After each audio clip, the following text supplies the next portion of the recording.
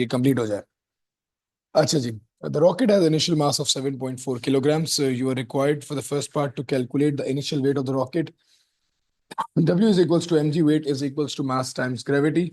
Gravity की value we are supposed to take as 9.81, 9.8 sorry, तो 9.8 से इसको मल्टीप्लाई करेंगे। आंसर जो होगा मैं चैट में देखता जाऊंगा, बताते जाइएगा, एवरीवन पे सेट करके लिखिएगा, ठीक है? सब लोग उसको देखते हैं। पेज नंबर, बेटा पेज नंबर नहीं है, मैंने पीडीएफ ग्रुप में शेयर किया, मैं उसको रेफर कर रहा हूँ, ठीक है?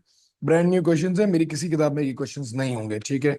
ना आपने कभी मॉक्स वगैरह में दिए होंगे, बिल्कुल आपके लिए बिल्कुल ब्रांड न्यू क्वेश्चन होंगे, ठीक है? 7.25 10 to the power of 7, ठीक है जी? तो इसको आप 7.3 10 to the power 7 भी लिख सकते हैं। अच्छा, define in words the term weight. Weight in terms words में क्या लिखा जाता है फटाफट से? इट इज what?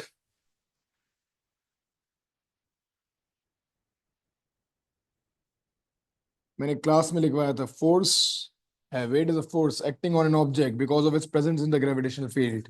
Force acting on an object because of its position in the gravitational field.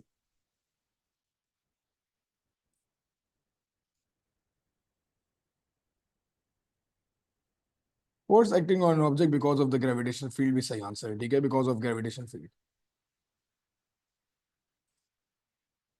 gravitational field, ठीक है जी? वेरी गुड बेटा, एक्सीलेंट एक्सीलेंट, बिल्कुल यही है। Force per unit mass, force acting on an object and on an mass, ठीक है, because of its position. बल्कि आजिक वाली वर्ड ज्यादा बेहतर करते हैं, ठीक है? ऑन एन मास कर देते हैं, ठीक है? ये मेरे ख्याल से और बेहतर हो जाएगा, ठीक है? अच्छा जी, figure 1.1 shows the part of a speed time graph for the rocket as it leaves the ground and travels into the space, ठीक है जी? Describe the motion of the rocket. It's a speed time graph. Speed time graph में upward sloping graph किस चीज का बनता है? Speed time graph में O two ए क्या है? ग्रेडियंट बढ़ रहा है। स्पीड टाइम ग्राफ का ग्रेडियंट एक्सेलरेशन, इंक्रीजिंग एक्सेलरेशन, शाबाश। इंक्रीजिंग एक्सेलरेशन, शाबाश। नॉन यूनिफॉर्म इंक्रीजिंग है, ठीक है? इंक्रीजिंग एक्सेलरेशन पे नंबर देगा, याद रखना बेटा। एक्सेलरेशन इंक्रीजिंग में नंबर देगा, नहीं इंक्रीजिंग क्या acceleration? A to B, A to B पे क्या हो जाएगी? यूनिफॉर्म एक्सेलरेशन या फिर कांस्टेंट एक्सेलरेशन। शाबाश, सब लोगों ने आंसर देने हैं, शाबाश। Moving on. अच्छा जी, draw a tangent to the graph at time equals 400 seconds to calculate the acceleration of the rocket at this time. Show your working. Time 400 seconds पे आपको एक टेंजेंट ड्रॉ करना है, ठीक है जी? 400 seconds पे मैंने एक टेंजेंट ड्रॉ कर दिया, ठीक है? और इस पे मुझे एक्सेलरेशन निकालनी है। तो टेंजेंट इज द पॉइंट जो एक पॉइंट से कट होती हुई जा रही होती लाइन, ठीक है? टेंजेंट ड्रॉ कर दिया। कोई भी दो कोऑर्डिनेट्स ले लेंगे, आई थिंक एक कोऑर्डिनेट ये ले लेते हैं और एक 400 वाला ही ले लेते हैं, ठीक है जी? तो स्पीड टाइम ग्राफ का ग्रेडियंट एक्सेलरेशन देता है 400 सेकंड पे। मैंने टेंजेंट बनाया, मेरा कोऑर्डिनेट आ रहा है 400 एंड 4200, ठीक है जी? अ, और यहाँ पे हमारे पास जो है इस 300 एंड देन 2000, ठीक है जी? कोऑर्डिनेट्स क्या? y2 minus y1, 4200 minus 2000 divided by 400 minus 300, ठीक है जी? आप कोई और भी वैल्यू ले सकते हो, बट ये टेंजेंट बना के ही करना था। अच्छा जी, 4200, कोई आंसर 22 मीटर्स पर सेकेंड स्क्वेयर, ठीक है ना? इफ यूर ग्रेडियंट दे रही हो 22 मीटर्स पर सेकेंड स्क्वेयर हो जाएगा, ठीक है? इट्स एन एक्सेलरेशन, ठीक है? मेरे ख्याल से यही आंसर है। कोई बाद में एक्नॉलेज भी करते रहो। अच्छा, moving on, read the question out loud, ठीक है? I want you guys to answer this one. Rockets are used to launch satellites in space. When a satellite is released, the rocket returns to the Earth. Okay. So rockets are used to launch the satellites into space, and when the satellite is released, the rockets returns to the Earth.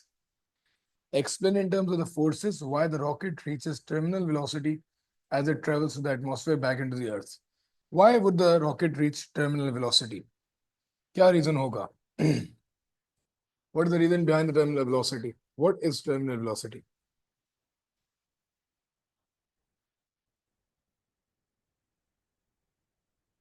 Terminal velocity, basically launch force and opposing force cancelled out. You are close, फिर भी rocket are launch into the satellite into the space, ठीक है। When rocket are release the rocket returns to earth, ठीक है। Satellite is released, होता क्या है, what they saying is एक रॉकेट की मदद से एक सैटेलाइट को उड़ाया। मेरी ड्राइंग बहुत बुरी है बेटा।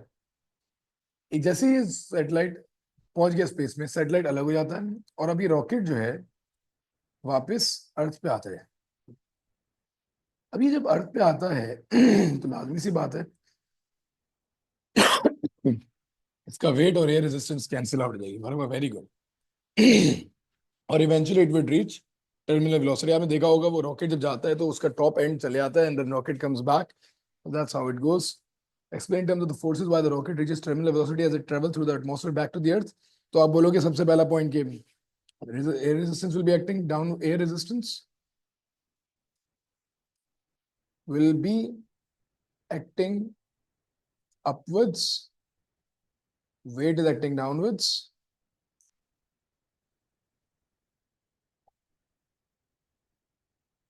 Point where weight equals air resistance, resultant force equals 0, and velocity becomes constant, known as terminal velocity. थोड़ा सा डिटेल में मैंने दिया है, एक आध पॉइंट इसमें मैंने खुद एक्स्ट्रा लिखा है, 3 नंबर के लिए भी आ जाता है, ठीक है। तो ये सारी बातें मैंने उसमें कंप्लीट कर दी regarding the terminal velocity. Sir अगर क्वेश्चन में कहते हैं,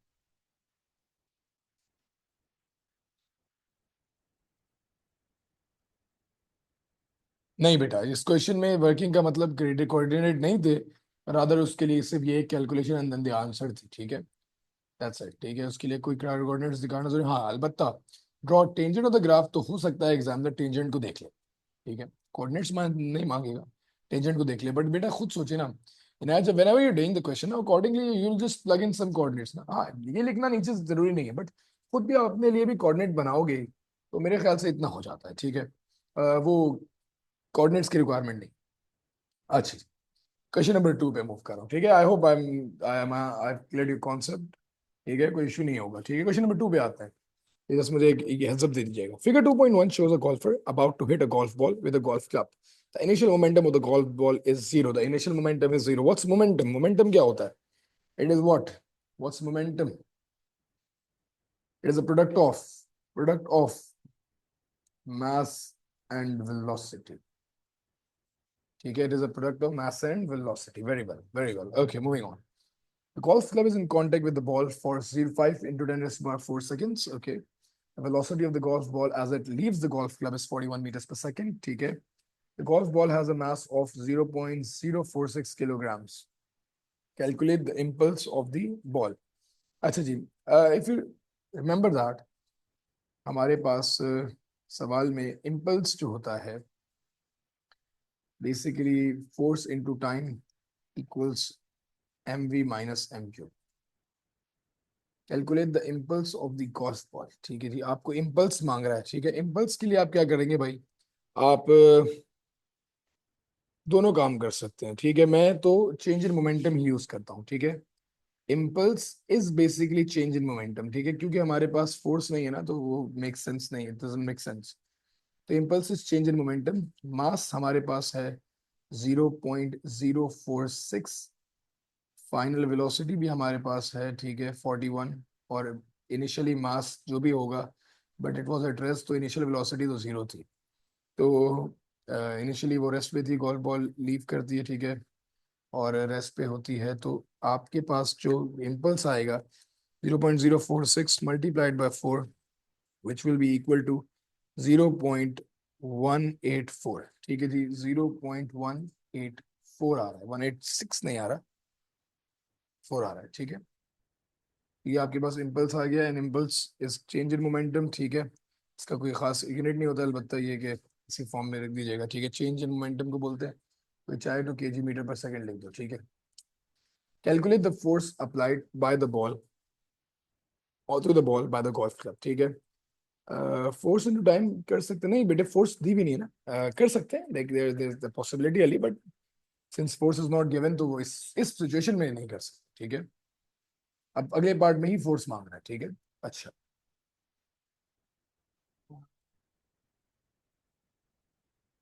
यार हाँ मैंने गलती कर दी।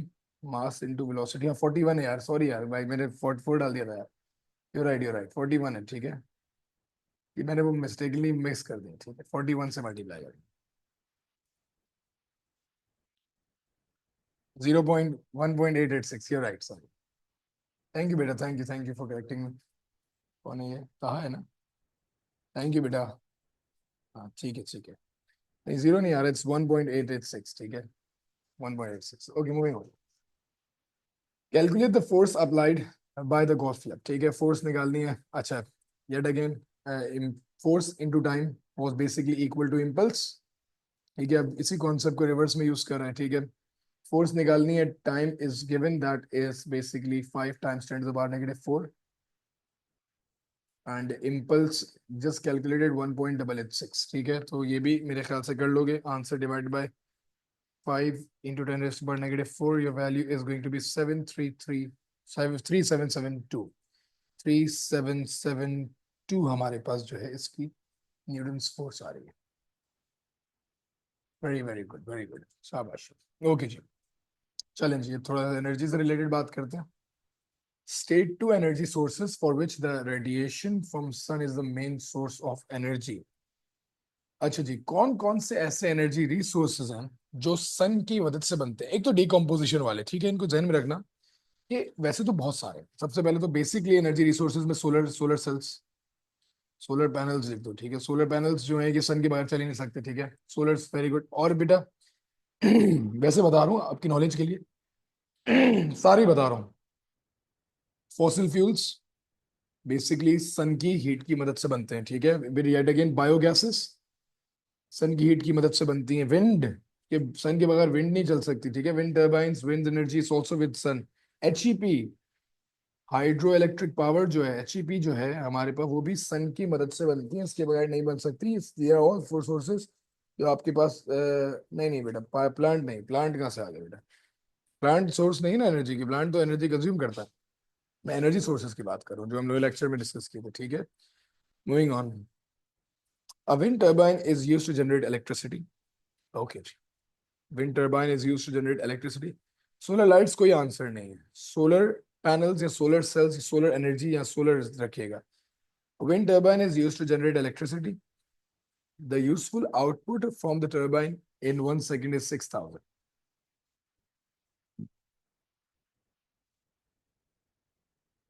ठीक है। आउटपुट एनर्जी दी हुई है, ठीक है। The kinetic energy of the wind hitting the turbine in 1 second is this. Input energy भी दी हुई है। The velocity of the wind hitting the turbine is 6.3, velocity दी हुई है। Mass of the air hitting the turbine is approximately 550। अच्छा, kinetic energy का formula use होगा पहले पार्ट में। आपको 1 सेकंड में काइनेटिक एनर्जी दी हुई है, का formula is half M V squared. 11,000 kinetic energy है, ठीक है। 1/2 मास निकालना है, स्पीड ऑफ विंड 6.3 है। मल्टीप्लाई करेंगे 11,000 times it by 2 divided by 6.3 squared, your value is 554, which is approximately equal to 550 kilograms, ठीक है जी। यहाँ तक मेरे ख्याल से कोई प्रॉब्लम नहीं है। जैसे कोई एक प्रॉब्लम कर रहा हो तो प्लीज आस्क मी आउट, ठीक है। Calculate the efficiency of the turbine, you may assume that all kinetic energy stored in the wind is transferred to the turbine. Calculate the efficiency of the turbine. Efficiency of the turbine निकालनी है, ठीक है जी।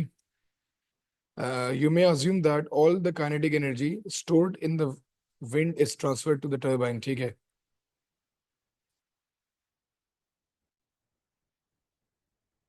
क्या बोल रहा है यार कि हमारे पास एफिशिएंसी निकाली। एफिशिएंसी का फॉर्मूला क्या था। Again useful energy output over total energy input times it by 100, ठीक है जी। ये याद हो गया होगा, कल बहुत सवाल किए थे इसके लास्ट क्लास में, परसों। एफिशिएंसी निकालनी है, यूजफुल एनर्जी आउटपुट इज 6000, ठीक है जी। एनर्जी टोटल इनपुट उसने कहा पूरी पूरी काइनेटिक इनपुट हो गई तो 11,000, और टाइम्स इट बाय 100 कोई मुझे एफिशिएंसी बता दो यार, 6,000 डिवाइडेड बाई 11,000, 55%। अली भाई थैंक यू यार, मैं आपके आंसर्स पे, आपके नाया के आंसर्स पे चल रहा हूँ, ठीक है। 55%, 54.5 यार, सिमिलर, ठीक है। ओके जी, moving on. Tidal energy and the wind energy are both renewable energy sources, ठीक है। तो भाई आप भी आंसर्स दे दिया करें, ठीक है, आपके भी पे भरोसा करता हूँ। Suggest one reason why tidal energy is more useful energy resource than the wind. Ignore the cost of construction and maintenance. Tidal energy ज्यादा बेहतर क्यों है? अच्छा, बस एक फैक्ट है, अली भाई समुद्र पे चले गए, ठीक है, अली भाई समुद्र पे जाके बैठे हुए हैं, क्या टाइड्स आ रही हैं, ठीक है, क्या ऐसा होगा कि समुद्र अभी रेस्ट बोले यार 2 मिनट का गैप दो अभी यार, जानिए अभी रुका हुआ हूँ, थोड़ी देर बाद चलूंगा? कभी ऐसा समुद्र ने किया आपके साथ? या जब जाते हो चल रहा होता है? कभी रुकता है बेटा? कभी ऐसा हुआ हो यार कि अली भाई जो है a lot of wind is required to produce ना? चलो सही है, वही बात है ना कि कंस्ट्रक्शन मेंटेनेंस, कंस्ट्रक्शन वाली बात होगी ना कि विंड चाहिए चलने के लिए। Tide is continuous and wind weather dependent होती है। वेरी गुड, वेरी गुड, हाँ वही ना। टाइड्स कॉन्टिन्यूसली आ रही होती है, ठीक है, they follows a regular pattern. So tides basically are reliable energy source, ठीक है, रिलायबल एनर्जी सोर्स। हम लोगों ने एक कॉन्सेप्ट पढ़ा था क्लास में। टाइडल रिलायबल इस वजह से है कि वो रुकती नहीं है, ठीक है, they are very reliable.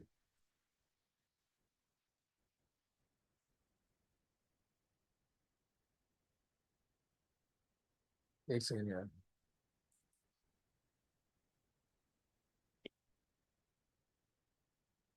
Reliable energy source है, ठीक है, थोड़ा सा पेंसिल इशू कर रही है।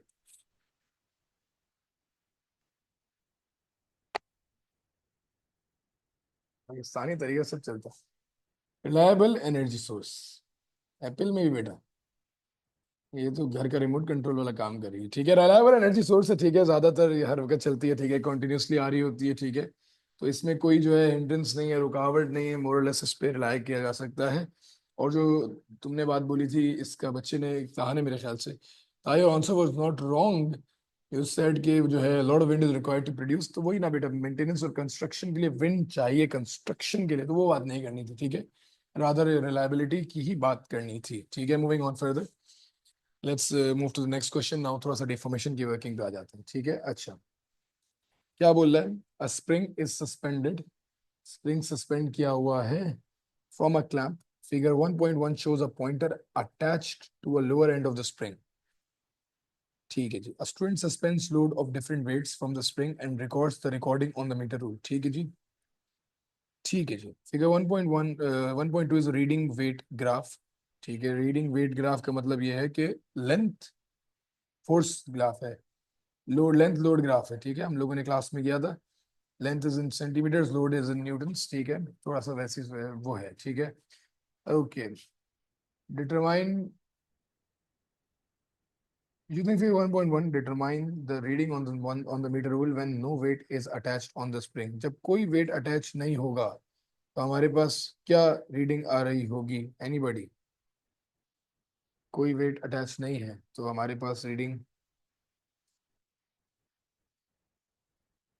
40, नहीं नहीं नहीं, लेंथ है ना बेटे, बेटे metre rule, metre rule length measure करता है, ठीक है, तो मीटर रूल लेंथ मेजर कर रहा है, तो इसके ऊपर रीडिंग कुछ ना कुछ आ रही होगी।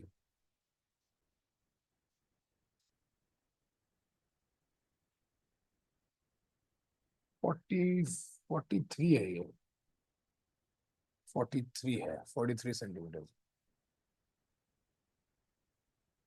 शाबाश। The way a weight of 5.6 Newton is attached, 5.6 के वेट पे क्या होगा? थोड़ा सा स्पीड बता दो यार। 5.6 की क्या कहानी है?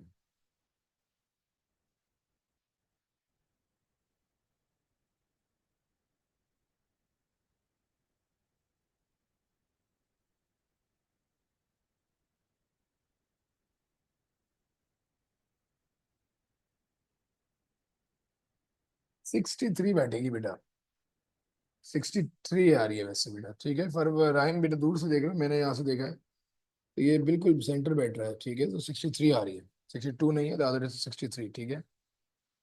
Calculate the extension of the spring when the weight attached is 5.6 newtons. अच्छा 5.6 के न्यूटन के वेट में 63 लेंथ थी, ओरिजिनल लेंथ 42 थी, तो एक्सटेंशन क्या होती है? Stretched length minus original length, 63 minus 43, 20 centimeter. Very good, guys. Very good. Okay, moving on.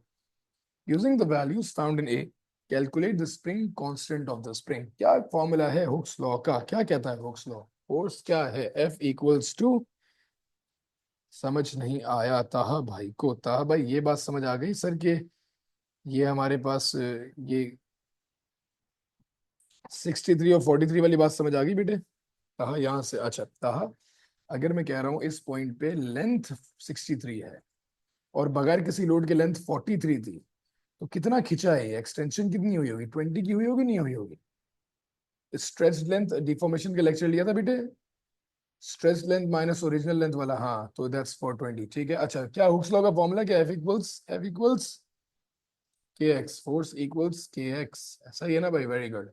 अच्छा जी, on the force of 5.6 newton, 5.6 newton की फोर्स पे एक्सटेंशन 20 सेंटीमीटर की हुई है, तो मैं न्यूटन पर सेंटीमीटर में ही निकाल रहा हूँ। ठीक है, स्प्रिंग कांस्टेंट न्यूटन पर सेंटीमीटर में निकाल रहा हूँ। चलो आजिक अली भाई ने आंसर दे दिया, 0.28 न्यूटन पर centimetre. Very well, very well. ठीक है जी, अच्छा। An object of mass 0.50 kg is attached to the weight, तो spring, calculate the weight. W equals mg करते हैं, थोड़ा थोड़ा तेज तेज, 0.50 टाइम्स 9.8, 4.9 न्यूटन। एक्सीलेंट बेटा, ठीक है, बस वेरी गुड यार। अच्छा, very good. The object is pulled downwards until the tension in the spring is 6.5 newtons. Calculate the acceleration of the object immediately after it is released. Very good question. किसी को answer आ रहा है? खामोश रहा है यार। एक चीज को खींचता हूं टू अ पॉइंट कि उसके ऊपर लगने वाली टेंशन का मैग्नीट्यूड 6.5 न्यूटन होता है। Keeping the fact in mind, there is a constant force, that's the weight of the object that is acting downwards and is given by 4.9 newtons. अगर मैं देखूं इस ऑब्जेक्ट के ऊपर जो रिजल्टेंट फोर्स लग रही है, that is going to be upward, and उसका मैग्नीट्यूड आएगा माइनस करके 6.5 minus 4.9, which is going to be 1.6 newtons. Till here everybody is with me? यहां तक मुझे बताइएगा। Very well. F equals ma, where F is supposed to be the resultant force. अगर ये नहीं करना तो वो F1 minus F2 equals ma. I've told you both of the formulas. एक ही बात है, ठीक है? जिस रिजल्टेंट फोर्स तो निकालनी है यार, कान को कहीं से भी पकड़ो, ठीक है? तो resultant force we have, that's 1.6. The mass you already have in the first part, that's 0.50, and you just required to calculate the acceleration. So just times it by a, divide that. Ali भाई, हाजिक भाई, फरवा बेटा, मेरे साथ तो बच्चे सब बातें समझ आई कि किस तरह रिजल्टेंट फोर्स आई? नॉलेज कीजिएगा मुझे। 3.2 मीटर्स पर सेकंड स्क्वायर। वेरी गुड बच्चों, वेरी गुड, वेरी गुड यार। जरा दो चार और भी एक्नॉलेज करें यार, ये इंपॉर्टेंट पार्ट था। 3 मार्कर, नॉट इजी। फरवा बेटा, गुड है, ठीक है, शाबाश। ओके, मूविंग ऑन फर्दर, बात आगे बढ़ाते हैं। अच्छा जी, क्या बोल रहा है? A drag car is a racing car that is powered by in rocket engine. ठीक है जी। A drag car accelerates uniformly from rest until it reaches the finishing point. ठीक है। The engine is taken, is then switched off, and the parachute opens. The car decelerates until it stops. अच्छा जी, ठीक है। The drag car has a mass of 1400 kilograms. Figure 2.2 is a speed time graph for the car during the race on a horizontal track. The car reaches the maximum speed of 130 meters per second in 6.5 seconds. Calculate the maximum momentum of the car during the race. Acha, momentum, again, weight is the previous part of the question. Yes, shabash. Momentum was basically mass into velocity. Maximum momentum के लिए अगर आप लोग lecture को review करें, I told you कि velocity सबसे ज्यादा होनी चाहिए, ठीक है। Momentum basically depends upon two things, mass velocity. गाड़ी का मास तो बार बार चेंज नहीं कर सकते ना, वेलोसिटी जहाँ मैक्सिमम होगी मोमेंटम वही मैक्सिमम होगा। तो पहले पार्ट में तो कोई ऐसी खास रॉकेट साइंस नहीं है, 1400 न्यूटन, 1400 किलोग्राम्स का मास है, एंड द मैक्सिमम वेलोसिटी तो कह के भी बता रहा है कि 130 है, ठीक है। तो I think you can do the math, 1400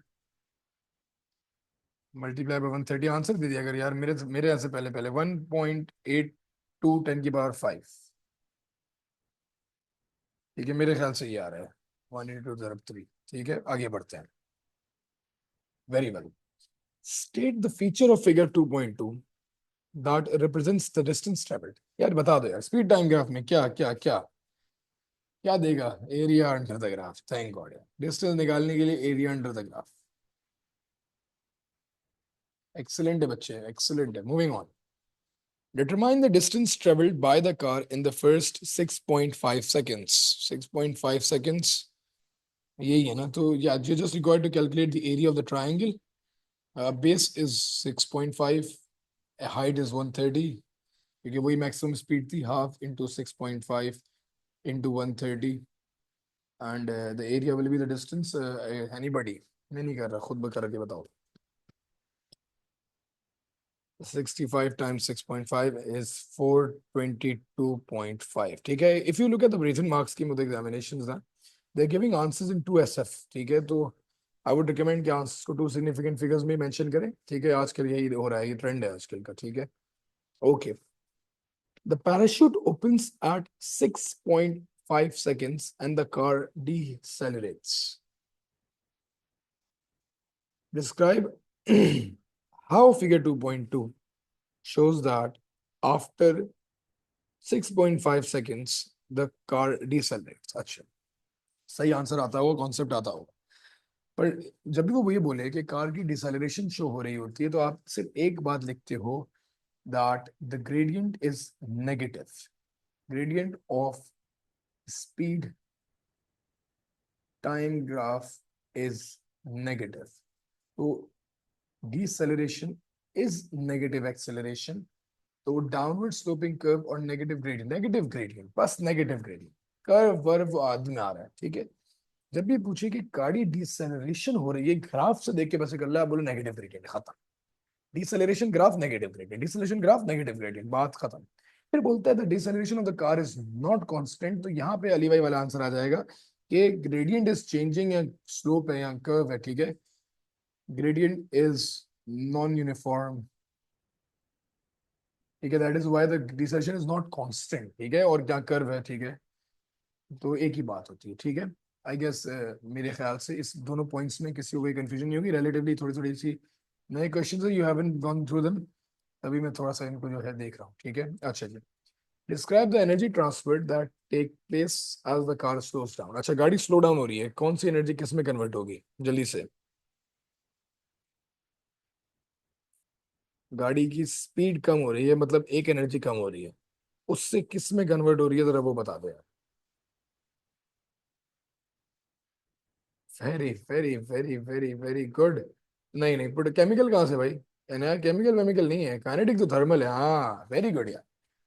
ये केमिकल कहाँ से भाई? मुझे केमिकल लॉजिक दो। गाड़ी को मैं पैराशूट से रोक रहा हूँ, हाँ हीट फ्रिक्शन जरूर आ सकती है, तो ये केमिकल वाली कहानी कहाँ से लाए हो, ये मुझे जरा थोड़ा सी बताओ। काइनेटिक तो थर्मल है, वेरी गुड, शाबाश। मुझे इसकी केमिकल की लॉजिक चाहिए भाई।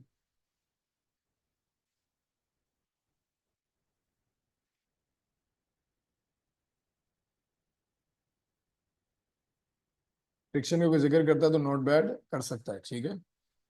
केमिकल तो बच्चों केमिकल नहीं ना, स्पीड से रुक रही है गाड़ी जब ब्रेक लगाती है, इवन जस्ट ब्रेक की बात भी करता हूँ, तो मोर और लेस उसकी काइनेटिक एनर्जी रादर फ्रिक्शन में या हीट में कन्वर्ट हो रही होती है, ठीक है।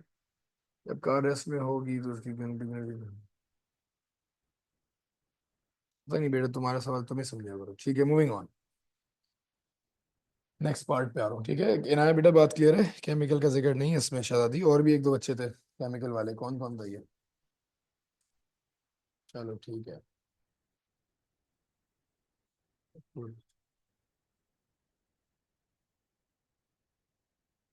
मेरे ख्याल से था भाई, थे चलता नहीं कौन था भाई ने सही दिया, खैर। ओके जी, नेक्स्ट पार्ट पे आता हूँ। Define the moment of force and describe the effect that it measures. Moment of force क्या होती है?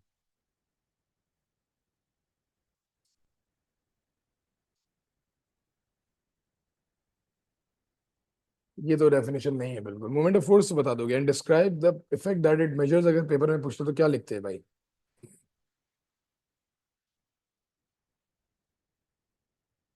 एक नंबर आ गया। ये तो चलो लास्ट नंबर आ गया, force into the perpendicular of the width, बिल्कुल सब परफेक्ट हो गया ना। ये और ये दोनों जोड़ दो ना, अगर आपको और अली भाई का जोड़ दो तो आंसर बन जाता है 3 नंबर का। Describe the effect that it measures, पूरी बात करता हूँ, ठीक है। It is the product of force, product of force and perpendicular distance from the pivot,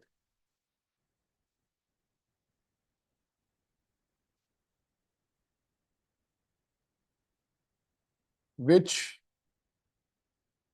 measures the turning effect of force।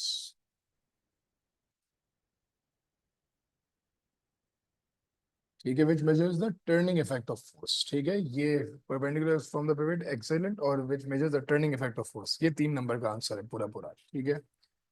What is meant by centre of gravity, क्या होता है? एक फर्क था, मास वाली डेफिनेशन नहीं लिखना, ग्रेविटी वाली बताया मुझे। What is meant by centre of gravity? Point eight which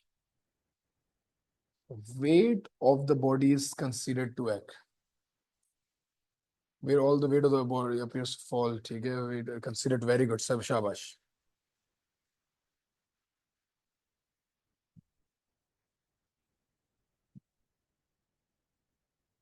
excellent हो गया भाई, एक्सीलेंट हो गया शहजादे। यार एवरीवन पे सेट करो ना, तुम डायरेक्ट डायरेक्ट क्यों करते हो यार? हंसे क्यों ना, तुम लोग के आंसर पढ़ेंगे ना लोग यार, कम से कम आंसर करो यार। एवरीवन पे सेट करके आंसर लिखो यार, सही ले देते हो यार, गलत लिखोगे तो मजा आएगा, इसमें लर्निंग होती है। अच्छा, 4 लोग आंसर पढ़ते हैं, मैं बात कर रहा हूँ तो समझ आ जाती है उन्हें। अच्छा जी, the weight of the block. यार बेटे मैं ये पूरी पीडीएफ डाल देता हूँ, ठीक है। तो हमें क्लास के बाद ना, ये यहाँ पे आपके पास जो आपकी ड्राइव है ना, उसमें मैंने ऑलरेडी ये क्वेश्चन डाल दिए, इसकी सॉल्व करके भी डाल दूंगा, ठीक है। तो तुम्हारे पास दोनों ऑप्शन होंगे, देखते रहना, लिखते रहना बाद में। The weight of the block is 1.3 times 10 to the power of 7 newtons. Calculate the moment of the weight of the block around corner X. अच्छा जी, अगर कॉर्नर एक्स की बात कर, पिवट कंसीडर कर रहा हूँ, वाइट से देख लो, वाइट से नहीं देखो, इधर से देख लो। ये फोर्स है वेट की, और ये डिस्टेंस है परपेंडिकुलर, ठीक है। यहाँ ये कह लो, एक ही बात। पॉइंट एक्स के अबाउट जो फोर्स आ रही होगी, मोमेंट आ रहा होगा, that is going to be force into perpendicular distance. तो फोर्स तो आपके पास दी हुई है, बट जो डिस्टेंस है that is not going to be 3.4, that is going to be half of it, ठीक है। एक्स पे फोर्स से सिर्फ आधा डिस्टेंस कंसिडर हो रहा है, तो जो डिस्टेंस आप लोग लोगे that is going to be 1.7, ठीक है। तो 1.7 से मल्टीप्लाई कर लेना, ठीक है। 10 टू द पावर 7 टाइम्स 1.7। किसको ये बात नहीं समझ आई मुझे रिपीट करवा दे। मैं 2.2 10 टू द पावर 7 आ रही है, 2.21 10 टू द पावर 7 न्यूटन। अच्छा जी, रिपीट। अच्छा जी, बेटे ये देखो,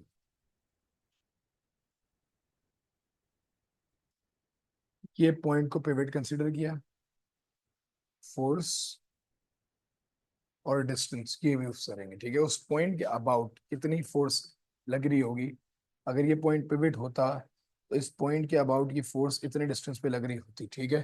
तो force into perpendicular distance Ali मैंने लिया है और मैंने मल्टीप्लाई किया है, ठीक हो गया बेटे, ओके है।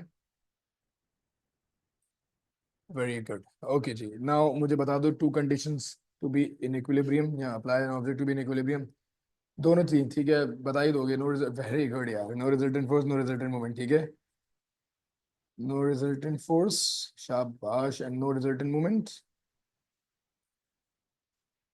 एक्सीलेंट हो गया भाई, एक्सीलेंट एक्सीलेंट हो गया, ठीक है जी। अच्छा, ओके, यहाँ से क्वेश्चन नंबर अगेन, ठीक है। 1 मिनट की जो है पानी का बैक जो है गैप ले रहा हूँ, सिर्फ 1 मिनट का। एक गिलास पानी पी के आ रहा हूँ, ठीक है। 49 हो रहे, 50 पे शुरू करते हैं।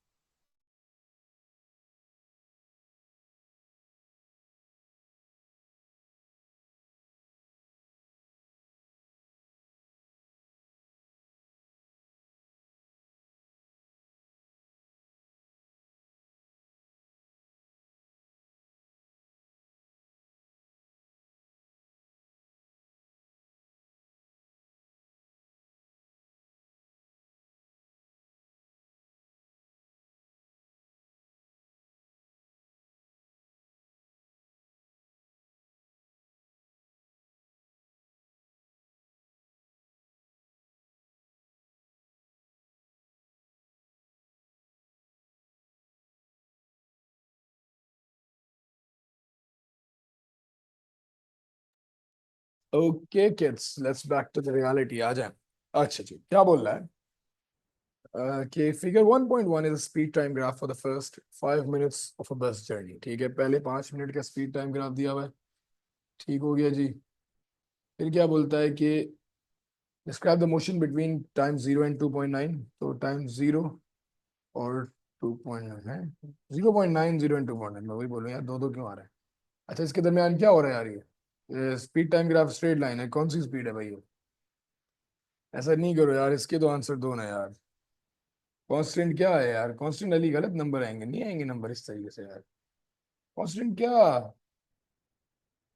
लाइको 2.9 to 3.5। 2.9 to 3.5 नेगेटिव है, क्या होगा। नहीं अभी नहीं लगा, डिसेलरेशन, ठीक है। डिसेलरेशन, अच्छा जी, constant deceleration, very good, constant deceleration, हाँ लिख दो, कांस्टेंट डिसेलरेशन लिख दो। Time equals 3.5 and time equals 4.5। 3.5 4.5 में इट्स अ रेस्ट, ठीक है, एक्सीलेंट यार, रेस्ट है। ओके जी, आगे बढ़ते हैं। अच्छा, ये इसकी क्वेश्चन, अब जो क्वेश्चन है they're good, few of them are really good. थोड़ा सा मतलब मजे वाले भी हैं इसमें, एक दो ना। Stay with me. Another bus travels at a speed of 8.9 meters per second. ठीक है जी। The brakes apply a constant force and the bus stops in a distance of 23 meters. ठीक है जी, brakes apply a constant force and the bus जो है रुक जाती है in 23 meters. The bus has a mass of 18,000 kilograms. Calculate the kinetic energy of the bus before the brakes are applied. Kinetic energy का formula होता है 1/2 mv squared, that's equal to ke. Half mass is 18,000 and the speed is 8.9 squared. Anyone, please? क्या होगी value. 712890, 712890, thank you ना। 2890 के joules. अच्छा अच्छा, क्या बोल रहा है, जो बताते मैं सोच के बताना, ठीक है, बगैर देखे। Calculate the force applied to stop the brake. कैसे, कहां से, कौन सी फोर्स, बता दे मुझे यार। Any idea. 10 सेकंड और दूंगा, एक वर्ड में आंसर दे दो कोई। 2 वर्ड में दे दो चलो, पूरे सेंटेंस में दे दो चलो, कोई बात नहीं।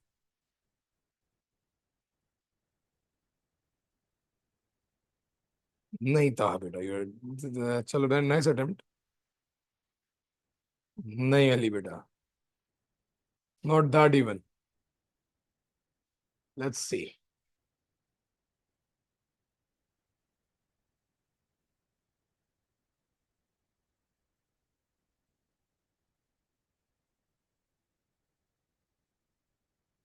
सही है, वेरी गुड बेटा। Very good Inaya, very good Hazik, very good, well done, दोनों के यही पूछ रहा था। हाजिक करेक्ट आंसर दे दिया, very good. Since the brake is stopping, तो पूरी की पूरी kinetic energy is basically converted in work done against friction. ठीक है, तो वर्क डन काइनेटिक एनर्जी के बराबर हो रहा है, शाबाश। तो काइनेटिक एनर्जी का जो आंसर है, पूरी kinetic energy is required to, like वो कन्वर्ट हो गई ब्रेकिंग फोर्स में। तो वो काइनेटिक एनर्जी हम लोग निकाल चुके थे, 712890, that is equals to force into distance. ये आ चुकी थी, फोर्स निकालनी थी, डिस्टेंस वाज 23 meters, ठीक है. Force times 23 equals to 712,890. आपके पास 712,890 divided by 23. Get the force. Value is जो हाजिर ने दी 30995. ठीक है. अच्छा, फिर से सुन लीजिएगा, कॉन्सेप्चुअली भी समझ लीजिएगा बात को. Otherwise, travel at the speed of this. The brakes are applied and by a constant force in the further stops at a distance. ठीक है. ब्रेकिंग डिस्टेंस हमें, हमारे पास जो भी काइनेटिक एनर्जी होती है वो कन्वर्ट हो जाती है वर्क डन अगेंस्ट फ्रिक्शन के. ठीक है. This is not the first time ये क्वेश्चन पूछा गया हो. तो सिमिलर पैटर्न पे कभी वेलोसिटी इसी फिनोमेना से मांग लेता है, कभी फोर्स मांग लेता है. तो ये एक इंपॉर्टेंट चीज थी. ठीक है. Question number 2 is also very good.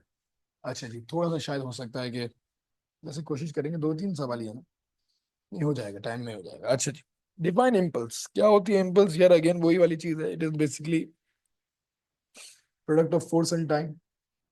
It is the product of force and time. यही लिखना. ठीक है. नहीं नहीं नहीं, मुझसे the answer is right, but ये examiner does not require that. ठीक है. It needs the product of force and time. So make sure कि आप जो है product of force and time दें.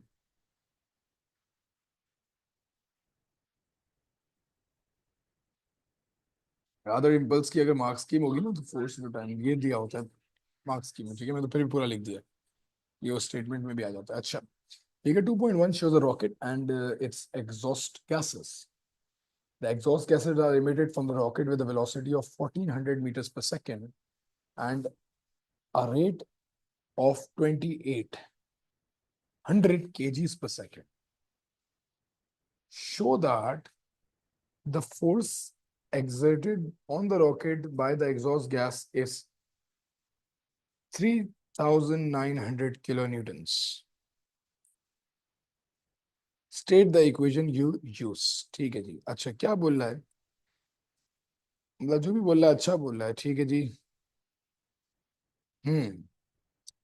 इम्पल्स की इक्वेशन क्या कहती है? Force into time equals M V minus M U. ठीक है. अच्छा सवाल है, देखना जरा सवाल को ना. Exhaust gas are emitted from the rocket with the velocity of this at the rate of this. ठीक है जी. यार बड़ी मतलब खूबसूरत सवाल है. फोर्स निकालनी है is equal to mass over time V minus U. Unique question है, सुनिएगा मेरी बात को. ठीक है. मैं भी पहली बार ट्राई कर रहा हूँ उसको. मास ओवर टाइम बेसिकली जो है ना, रेट ऑफ फ्लो कहलाता है. आप लोग पढ़ोगे मास ओवर टाइम बेसिकली कितना मास पर यूनिट टाइम लग गया. ठीक है. या मास ओवर टाइम की जगह कोई 28/100/1 भी करता है, सेम बात है. ठीक है. पर सेकेंड ना, ये मास ओवर टाइम की जो वैल्यू दी हुई है that is basically 2800 I guess.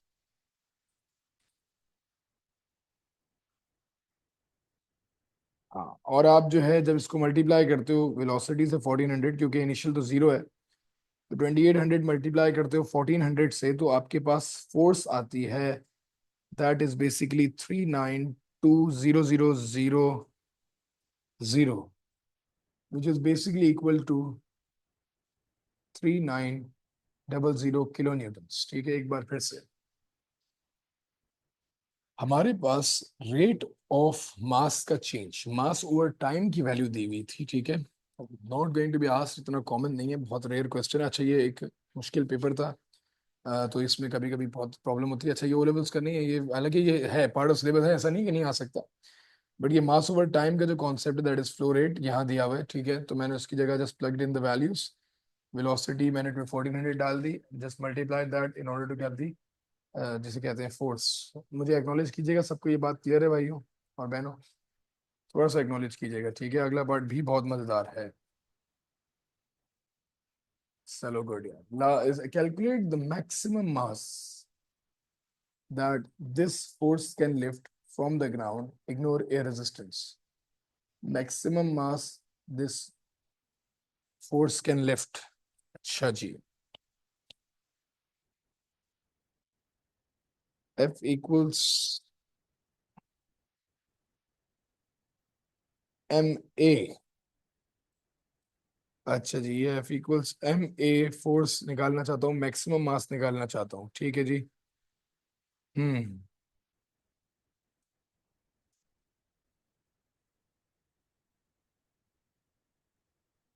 एक मरतबा इसको देख लेते हैं, फोर्स 39000000 बाय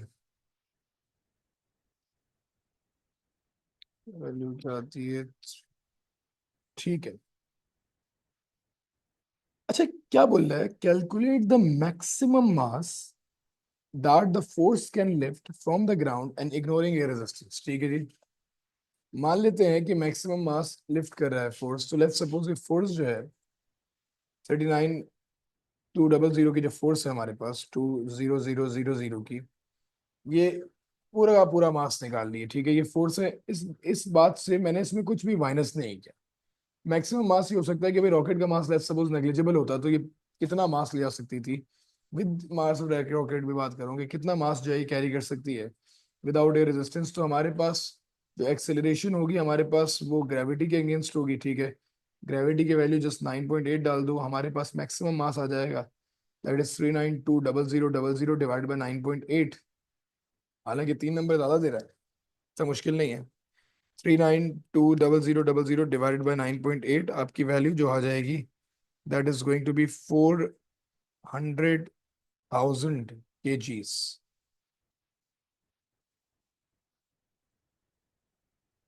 ठीक है, कुछ भी ऐसा सच नहीं था, ठीक है। कोई इसको कंफ्यूजन है किसी में, मेरे भाई रिपीट कर देता हूँ यार। ये बोल रहा है मैक्सिमम मास, तो भाई इसने बस बोला कि भाई अगर ये ग्रेविटी की एक्सेलरेशन से मैंने जो है वेट का फॉर्मूला लगाया, मैक्सिमम मास आ जाएगा जो मूव हो रहा होगा। और दैट्स प्रीटी मच इट, ठीक है। हाँ ठीक है मुस्फिरा बेटा, वेरी गुड। लास्ट क्वेश्चन यार, ये भी बड़ा इंटरेस्टिंग क्वेश्चन है, ठीक है। इसका आखिरी पार्ट थोड़ा सा टेक्निकल है, सुनिएगा, ये मजेदार सवाल है, ठीक है। स्पेंड करेंगे, काफी दिमाग लग गया आज का। अच्छा जी, a car has basically a weight of 13,000 newtons, ठीक है। गाड़ी का वेट 13,000 न्यूटन है। The car is supported by 4 tyres, मैंने कुछ ऐसा केस कराया था। The area of each tyre of the contact is 0.016। Calculate the pressure on the road due to the weight of the car. Pressure on the road due to the weight of the car, पूरा pressure निकालना है। Pressure is equals to force over area, ठीक है। अच्छा जी, force 13,000 ही रहेगी, but area के लिए 0.016 को मल्टीप्लाई करेंगे फोर्स से। याद है लेक्चर बिल्कुल शुरू किया था, टेबल वाला केस किया था, मैंने कहा था बेड, टायर्स, गाड़ी, कुछ भी बोलेगा तो ये हमारे पास डिवाइड करना होता है 0.016 टाइम्स 4। 2.203 आ रही है, थोड़ा सा राउंडेड ऑफ में लिख रहा हूँ। टू,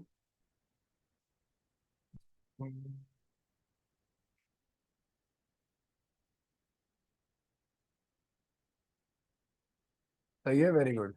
अच्छा, explain in terms of particle why the air pressure in the tire increases when the car travels along the road।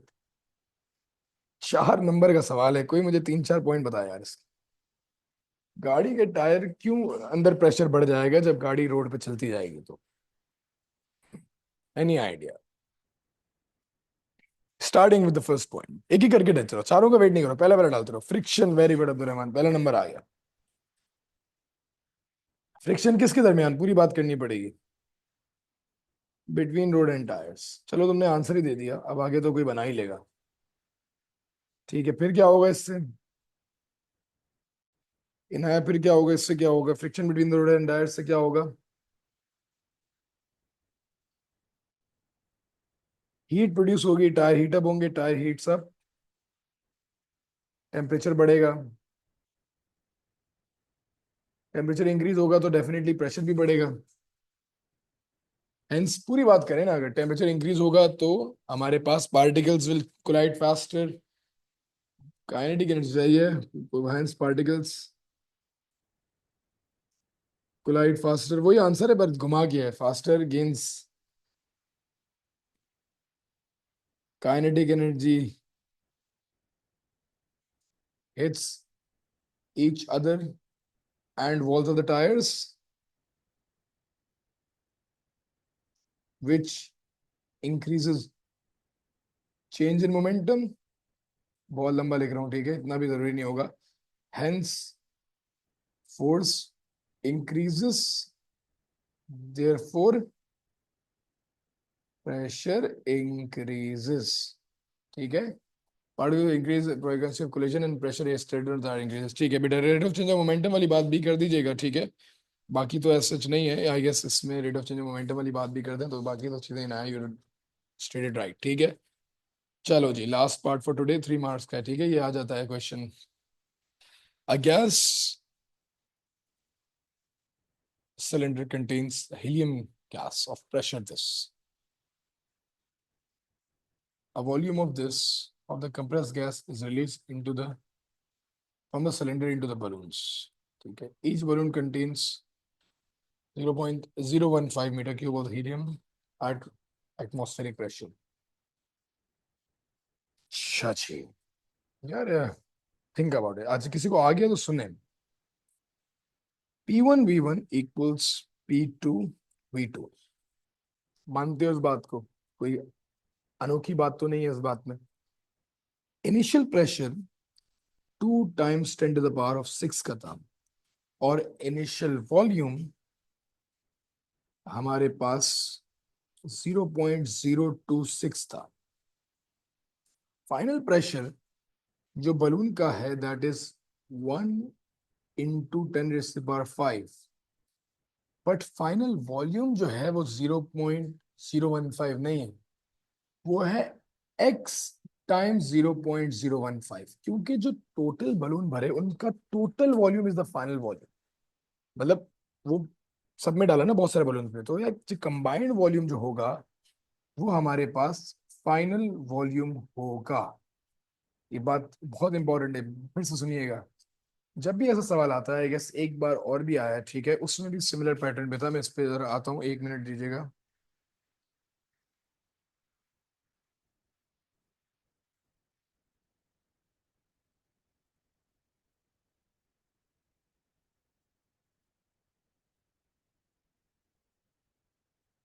Very similar question I have seen it one more time in the past papers. ये तो बहुत recent exam में आया।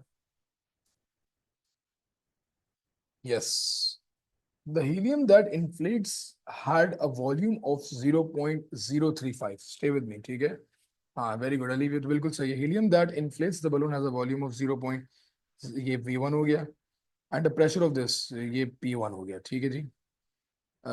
The pressure of the helium inside in the balloons are this and the temperature is this। ठीक है, calculate the volume occupied. अच्छा, इसमें पहले से वॉल्यूम निकलवाइए, फिर उसके बाद अच्छा इस तरीके का एग्जैक्ट सेम क्वेश्चन आया था। ठीक है, नंबर ऑफ बलून्स निकलने वाला। ठीक है, अभी ढूंढने में थोड़ा टाइम लग जाएगा। मैं सिर्फ ये बता रहा हूँ कि हमारे पास एक्स टाइम्स जो मल्टीप्लाई करना पड़ता है ताकि टोटल वॉल्यूम आ जाए। ठीक है, मोरलेस बाकी तो काम कैलकुलेशन का है। मुझे कोई इसका आंसर बता दे। 2 × 10⁻⁶ times 0.026 and then divided by 10⁵ multiplied by 0.015। तो कितने नंबर ऑफ बलून्स आएंगे? होल नंबर में आ रहे होंगे।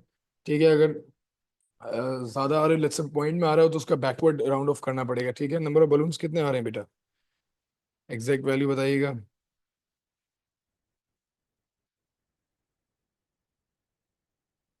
34 आ रहे हैं। ठीक है जी, 34 बलून्स आर देयर। ठीक है, आई गेस यहाँ तक की वर्किंग क्लियर होती है। 34.6, 35 नहीं होंगे, 34 होंगे। ठीक है, बैकवर्ड राउंड ऑफ करना पड़ेगा। ठीक है, क्योंकि बलून जबरदस्ती आगे नहीं बढ़ सकते ना, बैकवर्ड राउंडिंग ऑफ है इसमें। सही है इनाया, क्योंकि बलून्स हैं। ठीक है, it's discrete data not continuous.